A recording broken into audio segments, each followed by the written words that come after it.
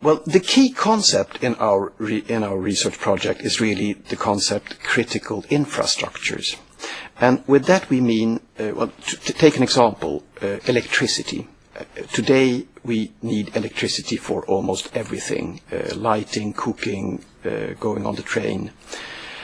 And everything is fine until there is a blackout, if there's a failure. Then we plunge in dark. We can't cook our food, we can't have water. And if there's a big blackout, millions of people are affected.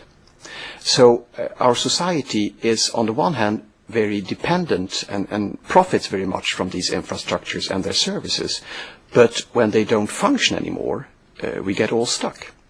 So our project is about looking at critical infrastructures and looking at them from a historical perspective. And primarily to look also at the transnational aspects of critical infrastructures.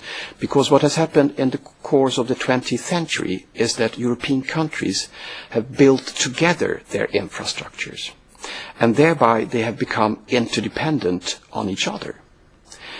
For example, many countries now buy natural gas from countries far away, even from countries that have been their enemies, that still are almost their enemies.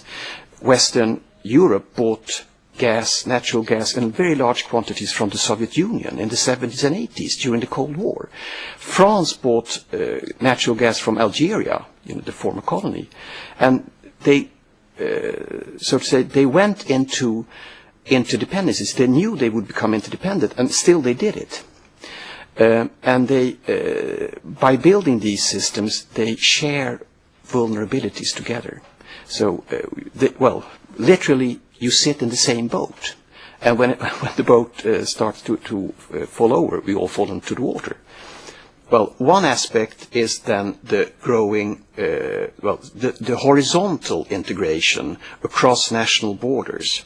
That is very important. But there's also another aspect of the criticality, the increase in criticality, and that is the vertical integration. So, for example, air traffic. Think of it. There are thousands of airplanes over Europe each day, and they are landing on airports. To do this, they have to keep the pilots have to keep in radio communication with air control people in towers on the airports. This is a very, very complex system where the aviation is connected with computers, telecommunication, radio, sensors, etc. So air traffic is one typical example of that. But also electricity is nowadays controlled by millions of computers, sensors, etc. So in fact, all major infrastructures need a control system. Critical infrastructures are sometimes also very political. A good example is Finland in the 1970s, wanting to buy nuclear power plants because it needed extra power. Then a very delicate political issue came up, namely buy nuclear power plants from the Soviet Union or from the West. And Finland struck a compromise. They did both. They bought one power plant from the Soviet Union and one from Sweden.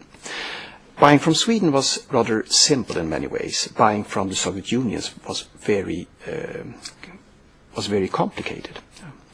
Buying from the Soviet Union was very complicated, primarily because the Finnish didn't trust the safety of nuclear power plants. So for 4 or 5 years they negotiated. Actually, half a year ago I made an interview with the head of the nuclear inspection in Finland. He went to Moscow 50 times a year almost for 4 or 5 years. And he stuck to his demands. They tried to bribe him, he said. They tried everything, but he just stuck to his demands. And because of this, the nuclear power station in Finland is the safest that the Soviets have ever built. It even has a safety shield that others don't have. What this example also shows is that new aspects of European history that through critical infrastructures like building nuclear power plants, like building gas pipelines,